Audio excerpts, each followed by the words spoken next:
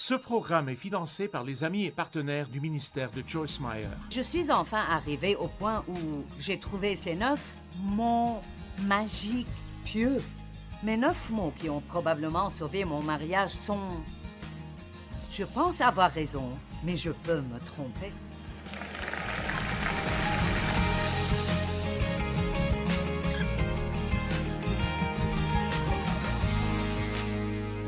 J'ai un message pour vous qui va éliminer beaucoup de stress de votre vie. Ça améliorera beaucoup votre vie. Le titre est « Hors de contrôle et j'aime cela ». Hors de contrôle et j'aime cela. Et je ne parle pas d'être hors de contrôle et de faire tout ce que vous voulez faire.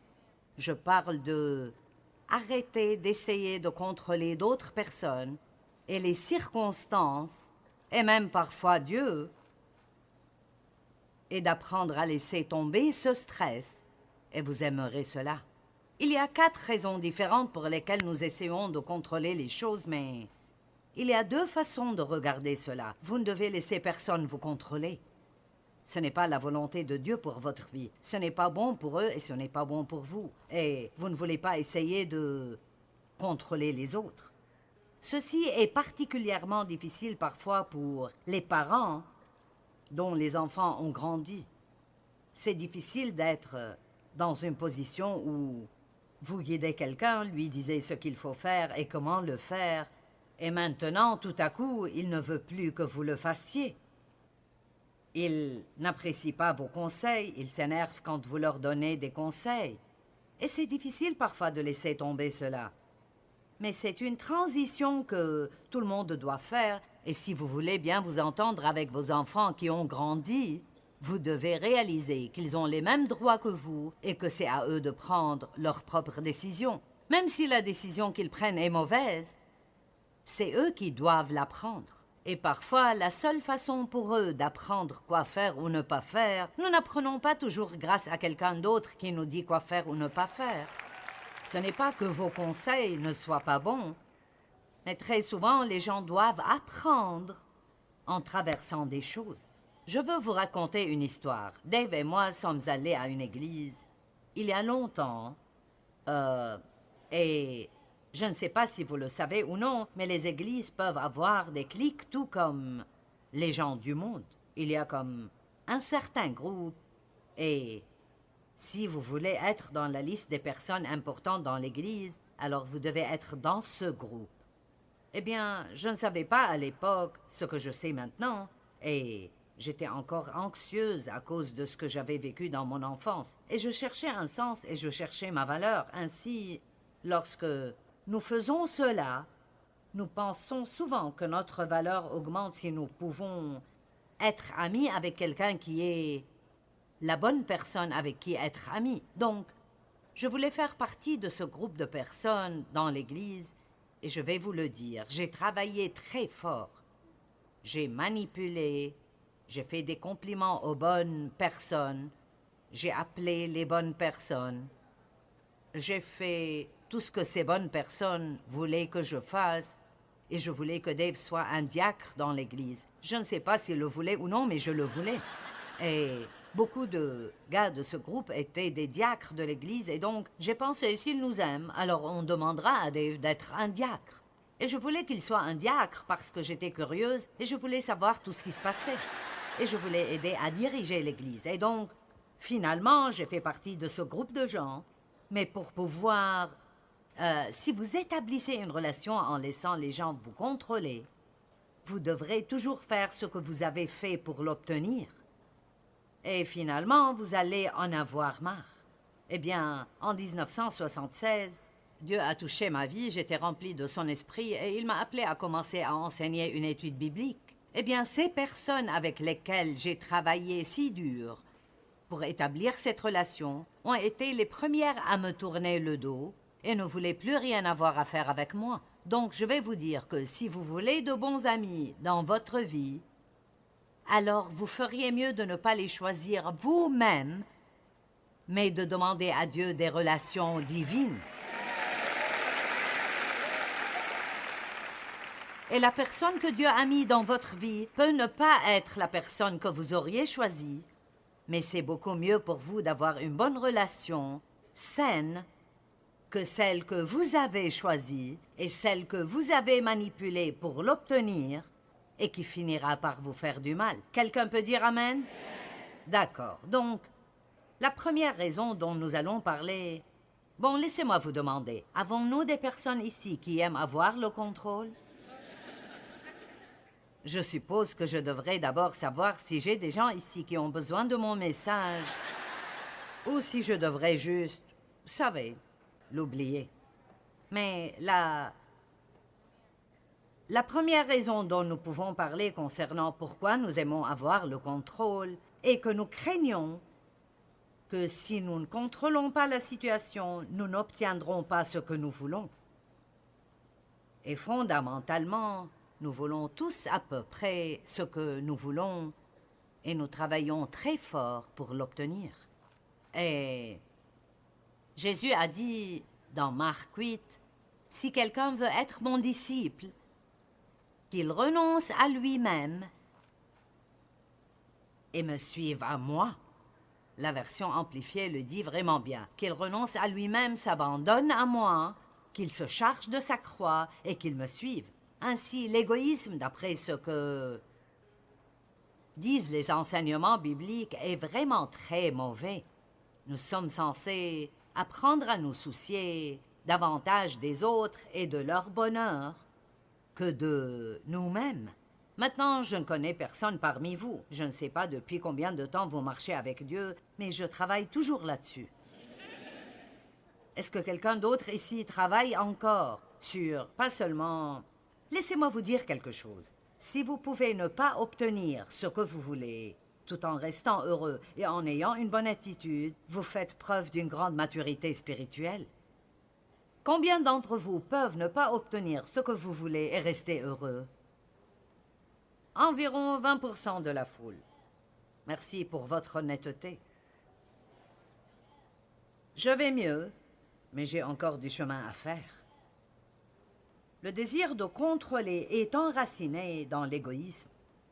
Juste quelques versets sur l'égoïsme pour former une bonne base. 1 Corinthiens 13, 4 et 5. L'amour est patient et bon. L'amour n'est pas envieux ni orgueilleux. Il n'est pas arrogant ni rude. Il n'insiste pas pour avoir son désir. Dites cela avec moi. L'amour n'insiste pas pour avoir son propre désir. Il ne s'irrite pas et ne garde pas rancune. Parfois, lorsque nous nous disputons avec quelqu'un pour avoir ce que nous voulons et nous gagnons, nous ne gagnons pas vraiment, nous perdons. Dave et moi avions besoin d'un tableau pour un mur de notre maison. Et nous étions au centre commercial et il y avait un magasin qui vendait des tableaux. Et Dave et moi n'avons pas les mêmes goûts pour le décor. Il n'y a rien de similaire du tout. Dave veut que tout dans la pièce se démarque et je veux que tout soit bien harmonisé. Et ainsi, il a vu ce tableau qu'il a vraiment aimé, peu importe le fait que je pensais que ça n'allait pas parce que ça n'avait rien à voir avec quoi que ce soit d'autre dans la pièce. Et il y avait un autre tableau que j'aimais et qu'il n'aimait pas. Alors, vous savez où on arrive, n'est-ce pas? Et donc, Dave est un gars qui aime vraiment la paix et il n'aime pas du tout les disputes. Et il a, finalement, juste dit « Je m'en fiche, fais ce que tu veux ». Alors, je marchais dans le centre commercial et je pouvais sentir cette petite satisfaction dans ma chair. Allez, avez-vous jamais eu cette sensation comme « Ouais, j'ai eu ce que je voulais ». Mais j'ai entendu l'Esprit Saint dire « Tu penses que tu as gagné, mais tu as en fait perdu. » Parce que la façon dont je l'ai fait n'était pas une manière pieuse. Vous voyez, Dieu veut que nous nous délections de lui et le laissions nous donner les désirs de notre cœur. Il ne veut pas que nous manipulions et essayions de contrôler des situations Parce que si vous obtenez ce que vous voulez de cette façon, alors vous n'avez vraiment pas gagné. Vous avez perdu. Vous avez peut-être obtenu ce que vous vouliez, mais vous avez déplu à Dieu par la manière dont vous l'avez obtenu.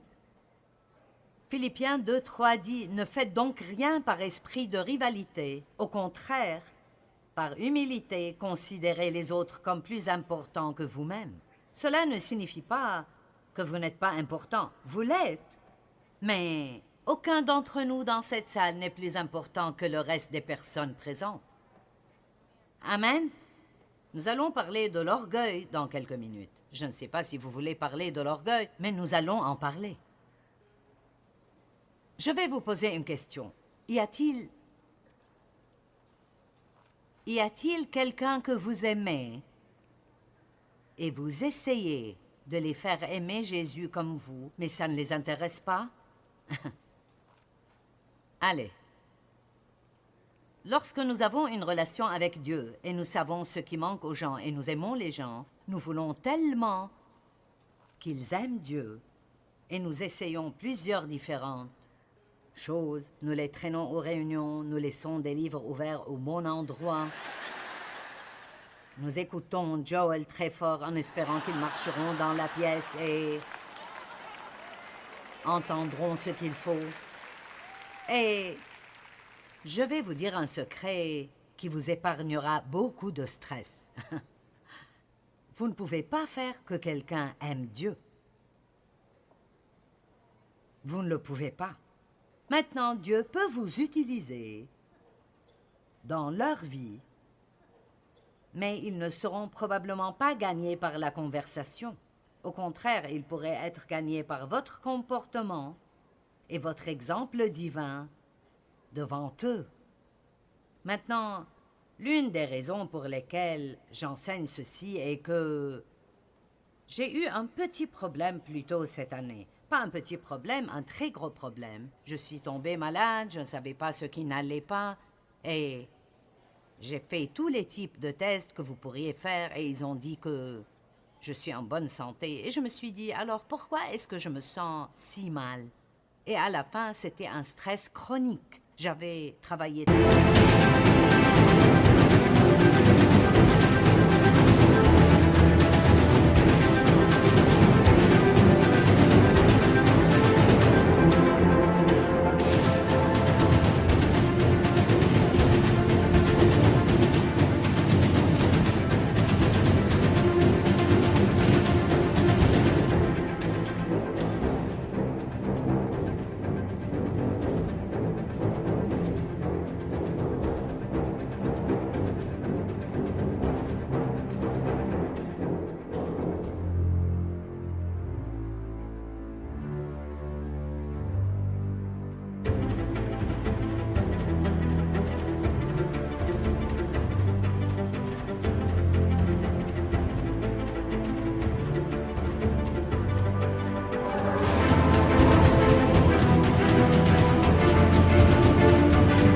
trop dur, trop longtemps, mais une grande partie de mon travail n'était pas... Je veux dire, je faisais des conférences, j'écrivais des livres, je passais à la télé, mais pour moi, le gros problème était interne. Il s'agissait en grande partie de choses comme ça. J'essayais de contrôler des situations que je ne pouvais pas contrôler ou, disons, si l'un de mes enfants est en retard tout le temps, il n'est pas doué pour être là et il est censé être à l'heure. Eh bien, je n'aime pas ça. Et alors, j'essayais de le convaincre de changer ou j'essayais de le culpabiliser. Et il n'aimait pas ça. Et alors, cela pose un problème. Et vous devez arriver au point où vous vous dites, « Tu sais quoi, Dieu, ce n'est pas mon problème. » Allez, y a-t-il quelqu'un? Il y a une limite à ce que vous pouvez faire. Et Dieu donne à chacun le libre arbitre. Dieu n'essaye jamais de nous contrôler, de nous forcer, de nous manipuler ou de nous culpabiliser pour quoi que ce soit. Le diable le fait. C'est un manipulateur et un contrôleur. Ainsi, lorsque nous essayons de faire cela aux gens, nous agissons en réalité dans une nature plus perverse que la nature pieuse. Dieu nous montre quoi faire. Il nous conduit, il nous guide, il nous dit les conséquences de faire ce qu'il dit et les conséquences de ne pas faire ce qu'il dit, mais il n'essaie jamais de nous faire faire quoi que ce soit. Il nous laisse le choix. Nous pouvons faire notre choix, nous avons le libre arbitre, et si vous voulez avoir des amitiés qui durent très longtemps, vous devez leur donner la même liberté dans laquelle vous n'essayez pas de les contrôler et de les manipuler. Même chose dans les mariages, même chose avec vos enfants. J'ai 4 enfants adultes et j'ai une très bonne relation avec tous les 4, mais je vais vous dire quoi? J'ai dû apprendre à me mêler de mes affaires. Et vous devez apprendre que vos enfants sont différents. Maintenant, j'ai une fille. Je peux lui donner des conseils toute la journée. Elle s'en fiche. C'est bien. Elle les suivra si elle le veut. Si elle ne le veut pas, elle ne le fait pas. Mais ça ne la dérange pas que je lui donne un conseil. Ça ne la gêne pas que je le lui donne. Et puis, j'ai d'autres enfants qui disent « N'essaie pas de me dire quoi faire. » Alors, vous devez vraiment... Vous devez connaître les gens et vous devez apprendre comment fonctionner. Et je vais l'admettre, j'aime donner des conseils. Vous savez, je suis une enseignante, je voudrais dire à tout le monde quoi faire. Et je serais à peu près sûre d'avoir raison. Mais là aussi, si vous voulez avoir des amis, ou si vous voulez que votre mariage dure, allez. Vous devez savoir que vous n'aurez pas ce que vous voulez tout le temps, et que vous ne pouvez pas contrôler tout ce qui se passe. Je vais vraiment aider quelqu'un ce soir. Quelqu'un ici ce soir va comprendre. Je vous le dis, c'est un travail difficile d'essayer de diriger le monde. Je veux dire, cela vous garde tout le temps occupé intérieurement, en permanence. Ce truc d'essayer de faire que les gens aiment Dieu a été expliqué clairement dans Josué 24:15. S'il vous déplaît de servir l'Éternel, alors choisissez aujourd'hui à quel Dieu vous voulez rendre un culte. Ceux que vos ancêtres adoraient ou ceux des Amoréens dont vous habitez le pays. Quant à moi et à ma famille, nous adorerons l'Éternel. Donc, il a pris sa décision et il a dit, maintenant, choisissez aujourd'hui. Dieu nous a tellement laissé de liberté qu'il protégera même le droit de quelqu'un d'aller en enfer si c'est ce qu'il est déterminé à faire. Dieu n'essaiera pas de nous forcer à faire ce qui est juste. 1 Corinthiens 10:24 dit que personne ne cherche son propre intérêt, mais que chacun cherche celui d'autrui. Je suis heureuse que Dieu continue à travailler en nous jusqu'à son retour, car quand je lis des versets comme ça, je pense, Joyce, après 42 ans dans la parole, tu as toujours besoin de beaucoup d'aide. Combien sont d'accord pour dire que cette idée d'égoïsme est vraiment assez difficile? Parce que nous voulons ce que nous voulons. La deuxième raison pour laquelle nous essayons de contrôler les situations des gens est l'orgueil. Tout simplement l'orgueil qui est aussi le moi. C'est moi, ce que je veux. Nous n'aimons pas les décisions que les gens prennent et nous sommes à peu près sûrs que s'ils faisaient ce que nous pensons qu'ils devraient faire, leur vie serait tellement meilleure parce qu'après tout, nous en savons plus que quiconque.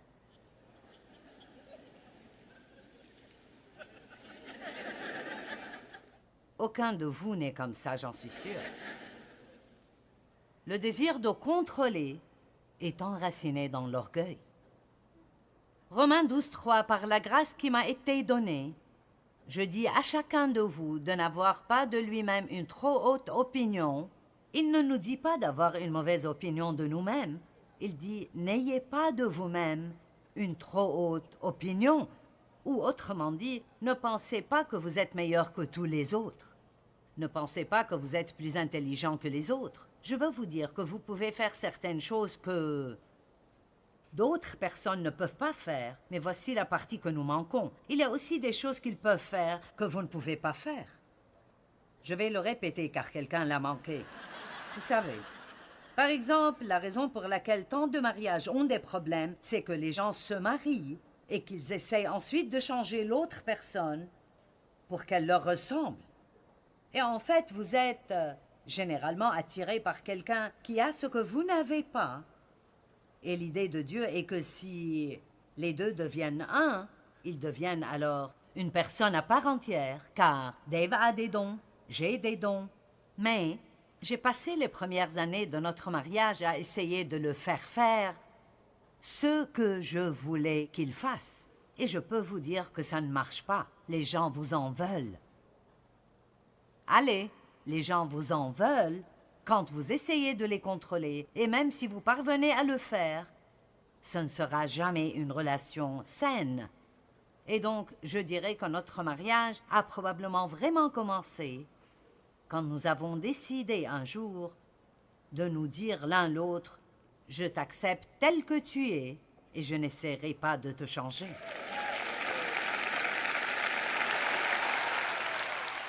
Et ça ne veut pas dire que jamais, si je me conduisais mal, Dave me corrigerait.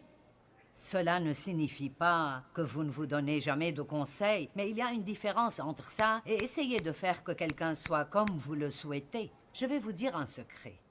Dieu veut que nous aimions les gens comme ils sont, pas comme nous voulons qu'ils soient. Amen. Et ça entre en jeu quand on pense à nos enfants. La Bible dit « Instruis l'enfant selon la voie qu'il doit suivre, d'après ses dons individuels et sa propre personnalité. » Il n'y a nulle part dans la Bible où il est écrit qu'un parent doit faire en sorte qu'un enfant fasse ce qu'il veut.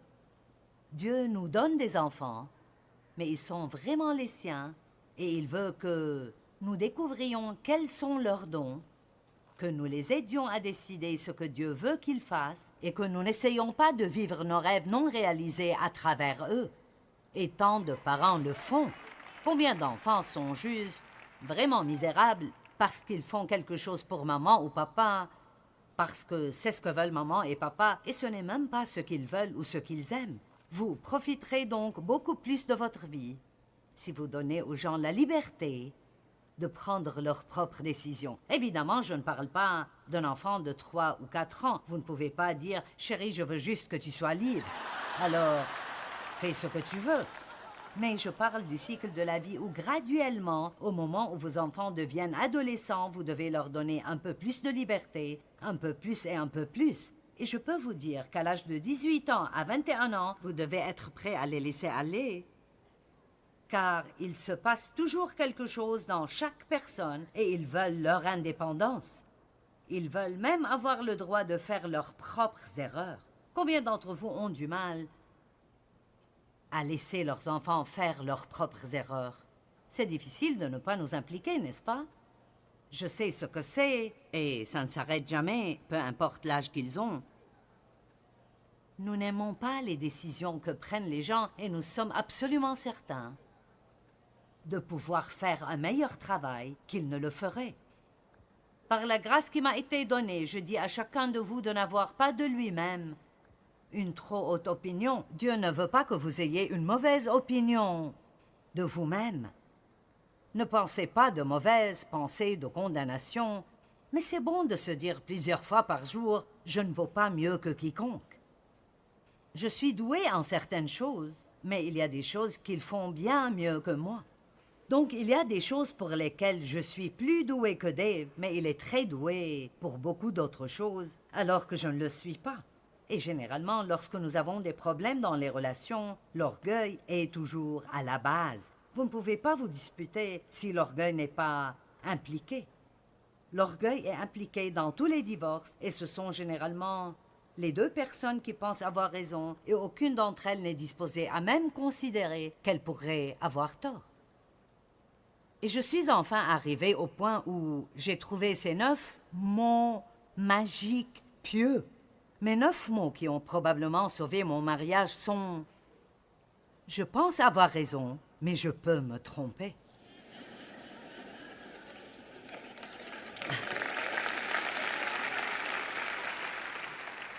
Ça désoriente les gens si vous vous disputez concernant qui a raison à propos de quelque chose, si vous êtes au moins assez humble pour considérer que vous pourriez peut-être avoir tort.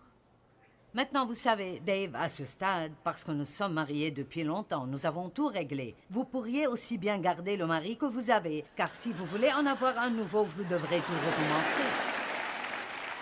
Et si vous conservez celui que vous avez, aux alentours de 30 ou 35 ans, vous décidez finalement... Hey, ça ne vaut pas la peine. Fais ce que tu veux. Nous avons une relation géniale maintenant. Je fais ce que je veux, il fait ce qu'il veut. Nous sommes aussi heureux que nous pourrions l'être. Eh bien, tout le monde veut être libre du contrôle des gens et des circonstances. Mais la vraie liberté vient de l'intérieur, lorsque nous nous soumettons à Jésus-Christ et à son pouvoir de transformation en nous. Il peut nous changer de l'intérieur.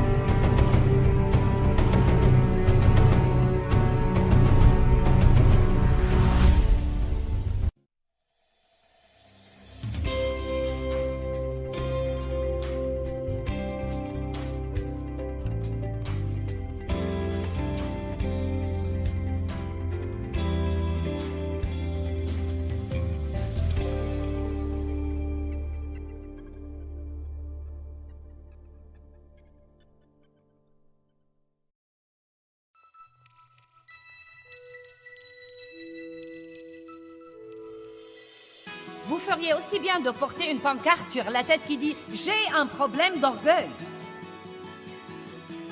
Et je crois que c'est à moi de diriger le monde et de dire à tout le monde ce qu'il devrait faire. Personne ne sait autant que je sais.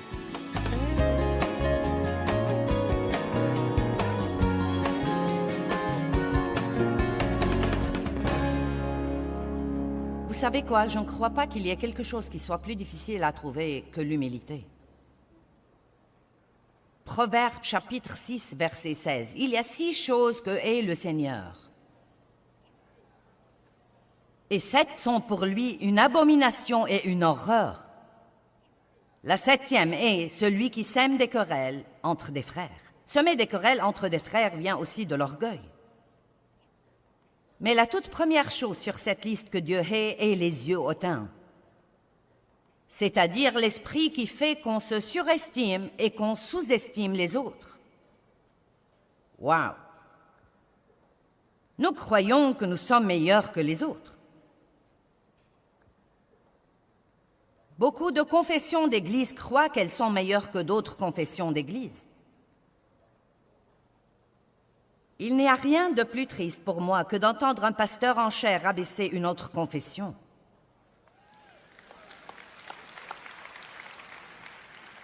Croyez-moi, ça me vexe d'entendre des pasteurs se moquer des pasteurs de la télévision. Ils ne me connaissent pas, ils ne savent rien à mon sujet. Ils n'ont pas la moindre idée du genre de responsabilité qu'il faut pour être sur autant de chaînes de télé et d'espérer en Dieu seul pour le financement. Et les gens font des commentaires comme ça à cause de l'orgueil et la jalousie qui vient aussi de l'orgueil. Eh bien, c'est pasteur de prospérité. Je voudrais tant que quelqu'un me dise ce que c'est. On m'a collé cette étiquette, et je ne sais pas pourquoi tout le monde m'appelle comme ça, car je prêche tout le conseil de la parole de Dieu. Je crois vraiment que Dieu veut bénir les gens, mais je crois qu'il veut nous voir grandir et mûrir en lui, et être des citoyens qui portent du fruit dans le royaume de Dieu. Nous devons donc arrêter d'étiqueter les autres simplement parce qu'ils ne sont pas comme nous. C'est toute la division dans le corps de Christ qui nous a si terriblement affaiblis. Pouvez-vous imaginer ce qui arriverait si les baptistes et les méthodistes et les luthériens et les catholiques et les pentecôtistes et ainsi de suite s'aimaient tous vraiment les uns les autres et s'accordaient et travaillaient ensemble? L'union fait la force. Et pourquoi sommes-nous divisés? L'orgueil. Ma voix est la seule voix. Puis-je vous révéler un secret? Je ne crois pas que nul de nous ait toute la vérité. Nous allons tous découvrir des tas de choses sur nos doctrines quand nous serons au ciel. Nous nous querellons et nous nous disputons à propos de choses qui ne changent sûrement rien pour Dieu. Je ne veux même pas m'embarquer dans ça. Dieu déteste ces trucs. Il les déteste. Vous ne devez pas juger quelqu'un parce qu'il n'est pas comme vous. Je ne dois pas juger quelqu'un parce qu'il n'est pas comme moi. Au cas où vous ne l'avez pas remarqué, Dieu aime la variété. Et nous avons tous notre petite marque d'étrangeté. Bonjour. Bonté divine. Matthieu 11, à partir du verset 28. Il dit, « Venez à moi, vous tous qui vous fatiguez et qui êtes chargés et accablés, et moi je vous donnerai du repos. Je soulagerai et défendrai et rafraîchirai vos âmes.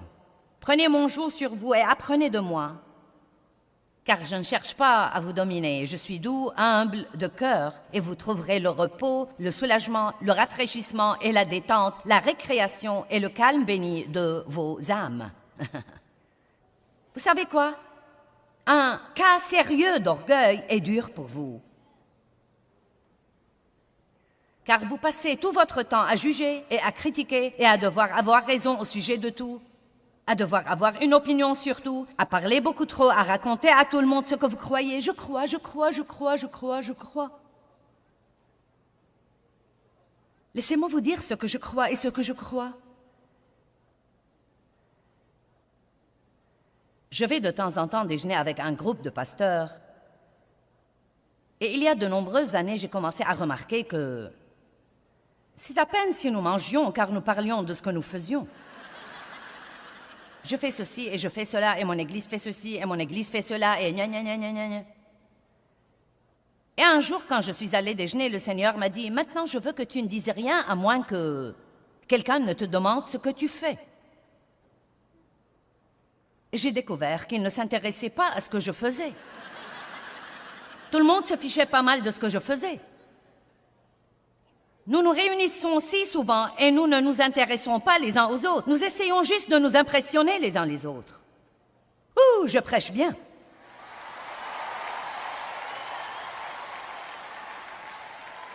Nous essayons juste de nous impressionner les uns les autres. Bonté divine. Nous citons des gens célèbres et nous citons à tout le monde tous les gens importants que nous connaissons et ceci et cela et quelque chose d'autre. Pourquoi ne pas garder quelques trucs pour nous-mêmes?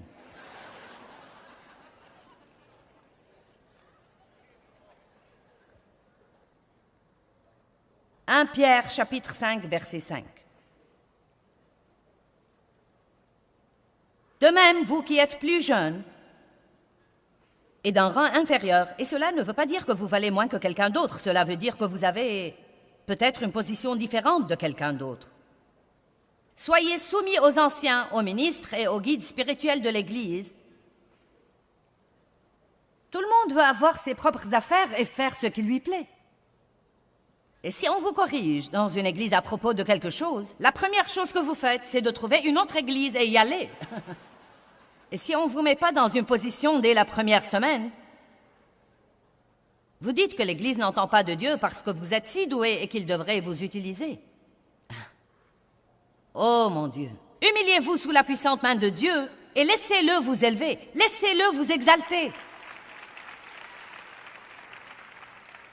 Je me rappelle quand j'ai d'abord commencé à enseigner, et vous savez, Dieu m'avait donné ce don et, vous savez, je savais enseigner.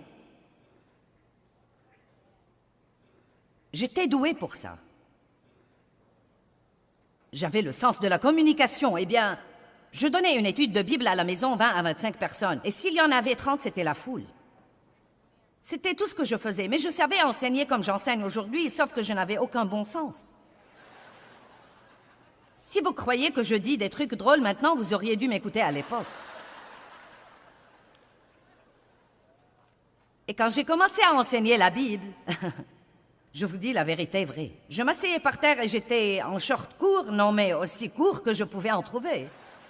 Et je soufflais la fumée dans la figure de tout le monde pendant que j'enseignais.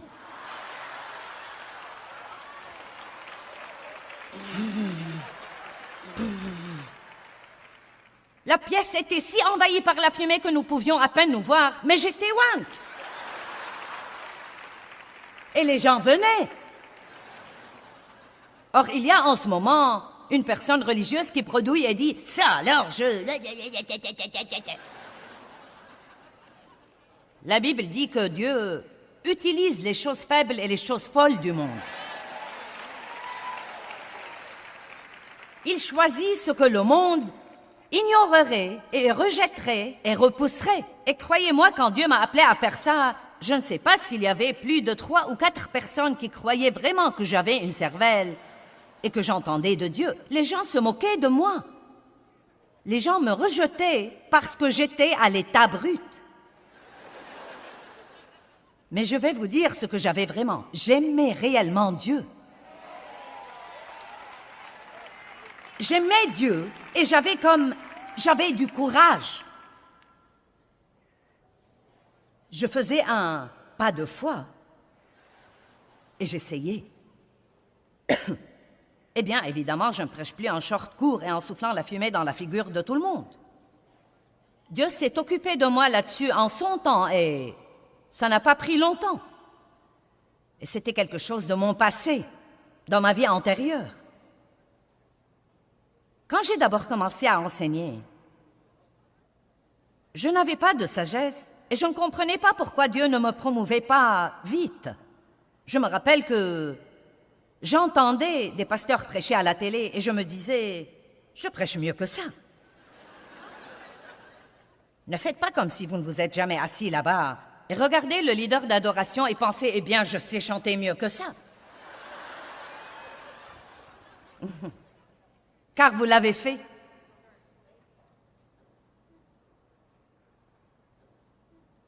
Je faisais ça par ignorance.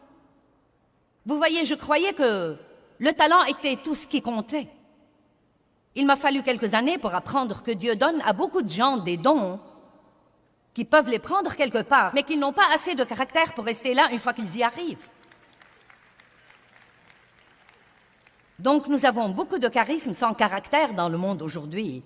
Quelqu'un qui se lève et impressionne la foule, mais qui ne vit pas vraiment dans les coulisses la même vie qu'il dit aux autres de vivre. Eh bien, je ne m'intéressais pas à écouter les gens plus âgés que moi non plus. Oh, toi, cette vieille dame, que c'est-elle? Et c'est probablement la pire attitude que vous puissiez avoir. Non, mais quand vous rencontrez quelqu'un qui marche avec le Seigneur depuis 30 ou 40 ans, non, mais vous devriez vous taire et écouter tout ce qu'il dit. Vous devriez rester pendu à ses lèvres, observer comment il se comporte, observer tout ce qu'il fait. Entrez dans chaque situation avec l'attitude, je vais apprendre quelque chose de toi, tu as vécu plus longtemps que moi, tu as plus d'expérience que moi, et je veux absolument apprendre tout ce que je peux apprendre de toi. Nous avons besoin d'un changement dans notre société quant au respect de l'autorité et le respect des gens qui ont vécu plus longtemps que nous.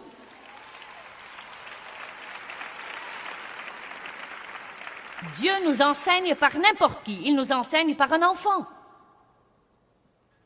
Il a dû parler à un prophète par un âne,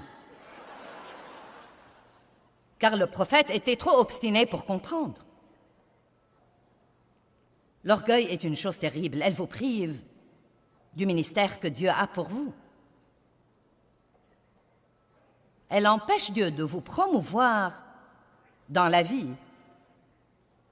Mais vous pouvez la surmonter par la miséricorde et la grâce de Dieu. Donc, vous qui êtes plus jeunes, soyez soumis aux anciens, aux ministres et aux guides spirituels de votre Église. Et cela ne veut pas dire qu'ils finissent par diriger votre vie. Ce n'est pas ça, cela veut dire d'être respectueux. En leur témoignant le respect que vous leur devez et en suivant leurs conseils, revêtez-vous, vous tous, d'humilité. Il dit de se revêtir d'humilité comme d'un vêtement. Et cela ne veut pas dire d'aller tout le temps, ça et là, la tête baissée. Oh, je ne suis vraiment rien et personne. Je crois qu'on peut voir l'humilité et l'orgueil plus vite que nulle part ailleurs dans la façon de traiter les autres. Je le crois. J'aime les gens qui s'occupent non seulement de ceux qu'ils trouvent importants. Allez maintenant. Mais ils veillent à ce qu'ils honorent tout le monde. La Bible dit de respecter tout le monde. Écoutez, quand nous essayons d'impressionner les autres, nous nourrissons notre orgueil. Ne soyez jamais le genre de personne qui flatte ceux que vous trouvez importants alors que vous ignorez tous les autres, les petites gens. Je me souviens quand j'étais dans le ministère d'assistance et je n'étais pas encore pasteur, nous avions un camp biblique et le pasteur nous a envoyés pour recueillir un musicien très célèbre. Non, mais il était très connu à l'époque. Et il ne nous a pas adressé la parole. Il était si impoli envers nous. Et c'était juste comme... C'était même une telle révélation. Vous savez, car on respecte ces gens, ils ont ces grandes positions. Mais quand on était avec lui dans les coulisses, c'était comme...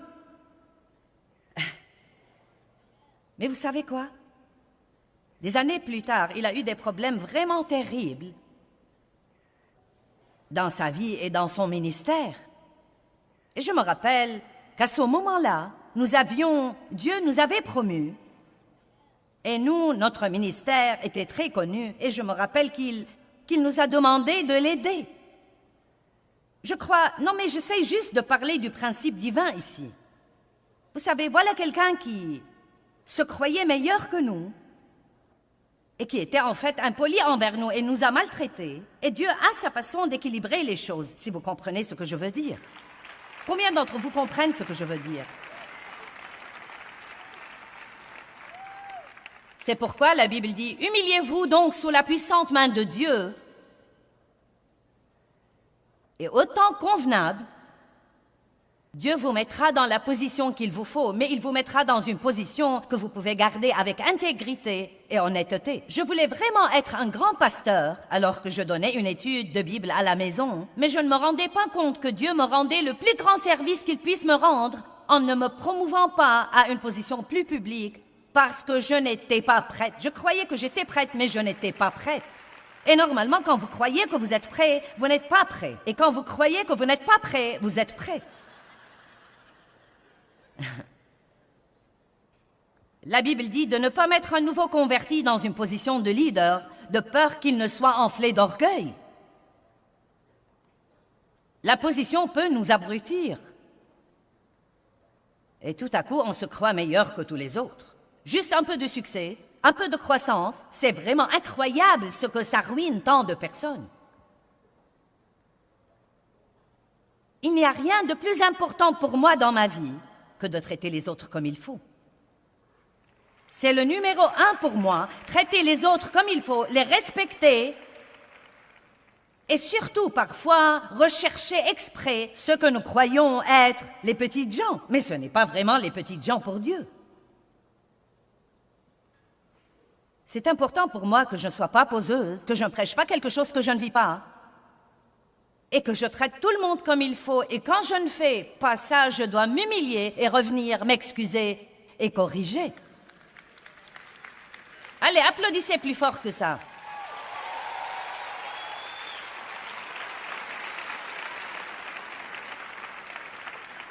Maintenant, toujours dans 1 Pierre 5,5, nous apprenons beaucoup de leçons. Revêtez-vous d'humilité pour que sa couverture ne vous soit jamais enlevée. Dégagez-vous de tout orgueil et de toute arrogance les uns envers les autres. Car Dieu s'oppose aux orgueilleux. Mon Dieu! Il dit, Dieu s'oppose aux orgueilleux, insolents, dominateurs, dédaigneux, présomptueux et vantards. Il s'oppose à eux, les contrecarre et les vains. Mais il donne la grâce, la miséricorde et la bénédiction aux humbles. Humiliez-vous, donc rétrogradez-vous. Abaissez-vous dans votre propre estime. Et tout cela veut dire avoir l'attitude « Je ne suis meilleur que personne ». Je suis aussi bon que tous les autres, mais je suis meilleur que personne. Je ne suis ni inférieur ni supérieur aux autres, je suis en Christ. Et tout ce que je sais le faire parce que Dieu m'a donné le don de le faire. Et je ne dois pas me comporter comme si c'était quelque chose que j'ai moi-même fait. Je dois tout simplement être reconnaissant de ce que Dieu me permet de faire. Humiliez-vous donc sous la puissante main de Dieu, afin qu'il vous élève au temps convenable. Maintenant, un des moyens de manifester l'orgueil, c'est d'essayer de faire des choses que Dieu seul peut faire. Nous devons laisser Dieu être Dieu. Vous n'êtes pas le Saint-Esprit Junior, croyez-le ou non. Votre don dans le ministère n'est pas de chercher la petite bête.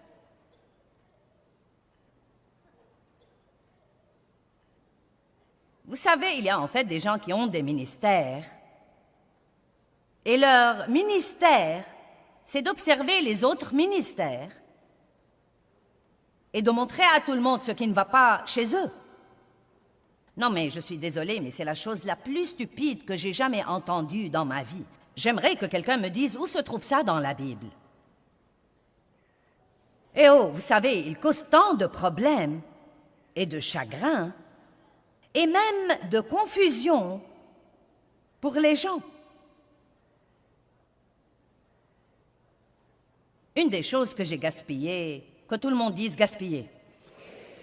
J'ai gaspillé tant de temps à essayer de faire des choses que je ne pouvais pas faire. Et une de ces choses était d'essayer de me changer moi-même. Vous ne pouvez pas vous changer, Dieu seul peut vous changer.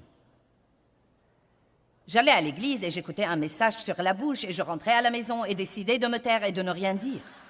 Eh bien, je passais à l'autre extrême et je me taisais et ensuite je me sentais déprimée et je ne comprenais pas pourquoi je me sentais déprimée alors que j'essayais de faire ce qu'il faut. Et Dieu m'a dit, eh bien, tu te tais, mais rien n'a changé à l'intérieur. Allez, c'est un bon message. Vous voyez, je pouvais me discipliner et dire, eh bien, je vais me taire pour ne pas m'attirer des ennuis. Mais Dieu regarde la disposition cachée du cœur. Et la raison pour laquelle nous ne pouvons pas nous changer nous-mêmes sans l'aide de Dieu est que tout ce que nous pouvons faire est d'essayer de contrôler ce comportement extérieur, mais Dieu doit entrer à l'intérieur et travailler en nous pour changer les motifs de notre cœur. Et donc, même si j'arrache une mauvaise herbe de ma vie, une autre surgira autre part, car j'ai toujours le même intérieur. C'est Dieu qui fait le changement en nous. Et ce que nous devons faire, c'est de nous mettre à genoux devant Dieu et dire « Mon Dieu, le message hier soir m'a convaincu. Et Seigneur, je sais que je dois changer sur ce plan. Je suis coupable, Dieu, je me repens. Pardonne-moi, s'il te plaît. Et si tu ne me changes pas, Dieu, je resterai comme ça pour toujours. » J'ai arrêté de prier toutes ces prières de « Dieu, je te promets, si tu me pardonnes encore cette fois, Dieu, je promets de ne jamais recommencer. » Je ne prie plus comme ça. Je dis « Dieu, je vais certainement recommencer si tu ne fais pas quelque chose. » Tu peux compter dessus, Dieu. Tu peux compter dessus. Je vais certainement recommencer si tu ne m'aides pas. Oh, j'ai lutté contre moi-même, et j'ai lutté contre moi-même, et j'ai lutté contre moi-même, et j'ai lutté contre moi-même.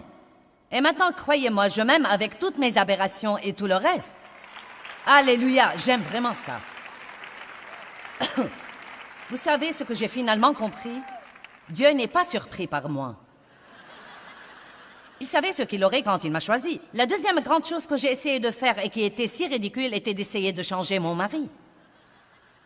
Je sais qu'aucune d'entre vous ne fait ça. Car après tout, vous savez, nous avons raison et tous les autres ont tort, et ils devraient s'aligner sur notre idée de ce qu'ils devraient être, n'est-ce pas? À mon idée ou rien. À ma façon ou pas question. Non mais nous achetions des meubles et Dave n'a pas aimé ce que j'ai aimé et je lui ai dit « Comment est-ce que tu peux aimer ça ?» Oh, j'avais une bouche mince, alors je pouvais couper quelqu'un en deux, avec un regard comme...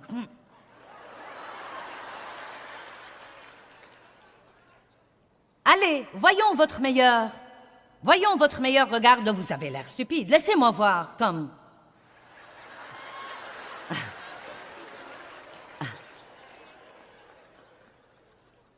Allez! Vous n'avez pas besoin d'ouvrir la bouche. Beaucoup de fois, c'est juste comme... Ou comme...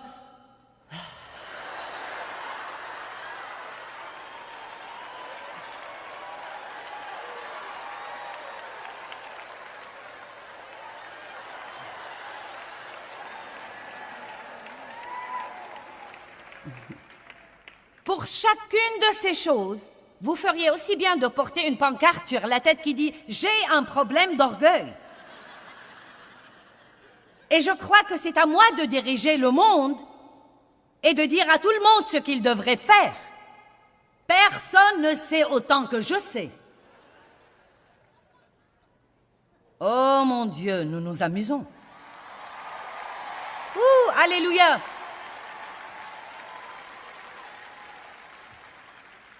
Maintenant, je dois vous dire quelque chose. Vous n'allez pas surmonter un cas sérieux d'orgueil à moins d'étudier, étudier et de prier, prier, prier. Amen? Dieu veut faire tellement de choses pour nous, mais nous devons nous humilier sous sa main puissante.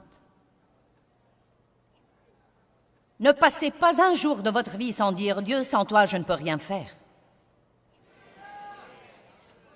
J'ai probablement déjà dit ça à Dieu 15 fois aujourd'hui. Je commence quand je pose mes pieds sur le plancher. Dieu, je ne suis rien sans toi. Si tu ne m'aides pas, Dieu, je vais m'effondrer et faire de ma vie un grand gâchis. Dieu, aide-moi, aide-moi, aide-moi, Dieu. J'ai besoin de toi, aide-moi. Pour moi, vivre, c'est Christ, et mourir m'est un gain. Je vis pour ta gloire. J'ai besoin de toi. Aide-moi à traiter les autres comme il faut. J'ai déjà prié à propos de ma bouche. Dieu, si tu ne mets pas ta main sur ma bouche pour la garder fermée, je dirai probablement des choses que je regretterai après les avoir dit. J'ai besoin de toi, Dieu. Aide-moi, aide-moi, aide-moi. Une des raisons pour lesquelles il est important de passer un temps avec Dieu aussitôt que vous le pouvez tous les jours est que cela montre vraiment votre dépendance vis-à-vis de Dieu. Peu importe ce que vous dites ou ce que vous faites pendant ce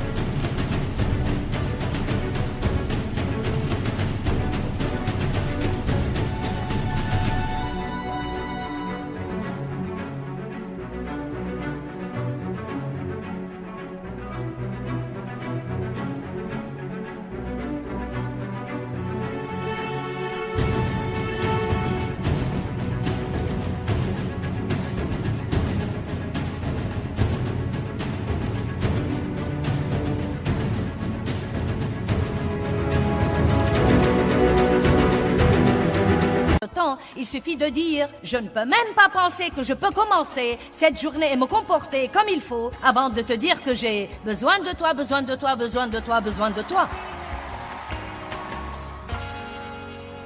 Est-ce que vous vivez d'après ce que dit Dieu dans sa parole à votre sujet ou d'après vos sentiments? Romains 8:8 dit de marcher dans l'esprit et de ne pas accomplir les désirs de la chair.